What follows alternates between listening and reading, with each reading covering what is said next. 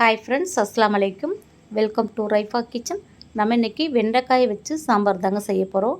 சிலர் வெண்டைக்காய் குழம்புல போட்டாலே குழம்பு வழுவழுப்பாக இருக்கும், காய் குழக்குலன்னு இருக்குன்னு சொல்லுவாங்க. அந்த மாதிரி எந்த வழுவழுப்பும் இல்லாமல் சாம்பார் எப்படி செய்யலாம் தான் இன்றைக்கி பார்க்க போகிறோம். வீடியோக்குள்ளே போகிறதுக்கு முன்னாடி நம்ம சேனலுக்கு இப்போ தான் ஃபஸ்ட் டைம் வந்துருக்குறீங்கன்னா ப்ளீஸ் நம்ம சேனலை சப்ஸ்கிரைப் பண்ணி சப்போர்ட் பண்ணுங்கள். வாங்க எப்படி வெண்டைக்காய் குழம்பு செய்கிறதுன்னு பார்க்கலாம். அடுப்பில் குழம்பு வைக்கிறதுக்கு ஒரு பாத்திரம் வச்சுக்கலாம். அதில் ஒரு 3 டீஸ்பூன் அளவுக்கு எண்ணெய் சேர்த்துக்கோங்க. வெண்டைக்காயை இந்த அளவுக்கு நான் கட் பண்ணி வச்சுருக்கேன். வெண்டைக்காயை கழுவிட்டு கட் பண்ணிக்கோங்க.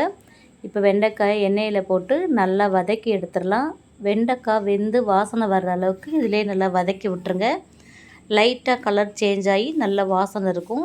இப்போ இந்த அளவுக்கு வதங்கினதுக்கப்புறம் இதை எடுத்து ஒரு பாத்திரத்துக்கு மாற்றி வச்சிடலாம். இப்போ இதே பாத்திரத்தில் நம்ம குழம்பு வைக்க போகிறோம். இப்போ அந்த இருக்கிற எண்ணெயிலே நம்ம குழம்பும் தாளித்து விட்டுறலாம். இப்போ வெண்டைக்காயை ஒரு தட்டில் எடுத்து மாற்றி வச்சுட்டேன். அந்த எண்ணெயிலே நம்ம குழம்பு தாளிச்சிடலாம். கடுகு ஒரு 1/2 டீஸ்பூன் சேர்த்துக்கோங்க. ஜீரகம் 1 டீஸ்பூன் போட்டுக்கோங்க. சாம்பாரில் ஜீரகம் அதிகமாக இருந்தால் டேஸ்ட் நல்லாயிருக்கும், வாசனையும் நல்லாயிருக்கும். இப்போ அது கூடவே ஒரு கொத்து கருவேப்பிலை சேர்த்துக்கலாம். 2 வெங்காயம் கட் பண்ணி வச்சுருக்கேன், பல்லாரி வெங்காயம். அது கூட 3 பச்சை மிளகாய் கட் பண்ணி வச்சுருக்கேன், அதையும் இது கூட சேர்த்துருங்க. சாம்பார் வெங்காயம் ஒரு 10 பொருள் நான் உரிச்சு வச்சுருக்கிறேன். நறுக்க வேணாம், சாம்பார் வெங்காயத்தை முழுசாக போடுங்க. இந்த வெண்டைக்காய் சாம்பார் கூட சாப்பிடும்போது சூப்பராக இருக்கும். இப்போ அதையும் சேர்த்து நல்லா வதக்கி விட்டுறலாம். 2 தக்காளியை குட்டி குட்டி பீஸாக கட் பண்ணி வச்சுருக்கேன். தக்காளி இது கூட சேர்த்து நல்லா வதக்கி விட்டுருங்க. இந்த வெங்காயம் தக்காளி கொஞ்சம் நல்லா வதங்கி வர்ற அளவுக்கு நம்ம கிண்டி விட்டுடலாம். ஒட்டாத அளவுக்கு அடுப்பை சிம்மில் வச்சுக்கோங்க.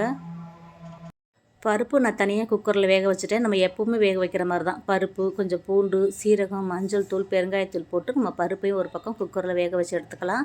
இப்போ வெங்காயம் தக்காளி வதங்கிருச்சு. இதுக்கு தேவையான மசாலா சேர்த்துடலாம். ஒரு 1.5 டீஸ்பூன் அளவுக்கு தனி மிளகாய்த்தூள் சேர்த்துக்கிறேன். 1 டீஸ்பூன் அளவுக்கு குழம்பு மிளகாய்த்தூள் சேர்த்துக்கோங்க. இது கூடவே குழம்புக்கு தேவையான அளவுக்கு உப்பு சேர்த்துருங்க. உப்பு சேர்த்துட்டு கொஞ்சமாக தண்ணி ஊற்றி இதை நம்ம கொதிக்க விட்டுறலாம். கொஞ்சம் இந்த வெங்காயம் தக்காளி மசாலா பச்சை வாடை போகிற அளவுக்கு கொதிக்க விட்டுருங்க.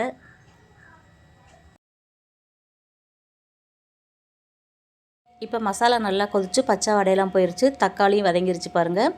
இப்போ நம்ம வேக வச்சுருக்க பருப்பை இது கூட சேர்த்துடலாம். வெண்டைக்காய் சாப்பிட்றது ரொம்ப தண்ணியாக இருந்தால் நல்லா இருக்காது, கொஞ்சம் திக்காக இருக்கும்போது டேஸ்ட்டாக இருக்கும் சாப்பிட்றதுக்கு.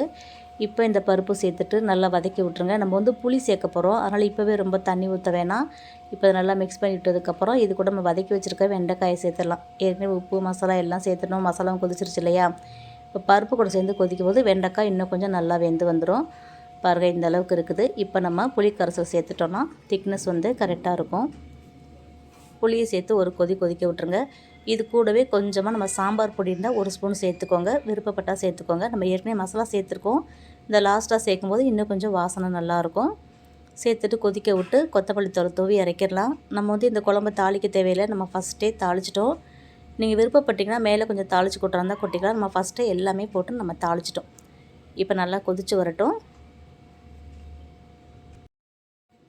அவ்வளோதாங்க. இப்போ சாம்பார் நல்லா கொதிச்சு வந்துருச்சு. வெண்டைக்காயும் பாருங்கள் ரொம்ப கரையலை, உடையலை, கலரு கூட ரொம்ப மாறாமல் எவ்வளோ அழகாக ரெடியாக இருக்குது பாருங்கள். இதுதான் கரெக்டான பக்குவம். வெண்டைக்காய் வெந்தும் இருக்கும், கலரும் ரொம்ப மாறாமல் குழையாமல் இருக்கும். நம்ம மல்லித்தலை தூவி இறக்கிடுவோம். அப்படியே மல்லித்தலை தூவி மூடி வச்சுட்டு சாப்பிடும்போது நம்ம எடுத்துக்கலாம்.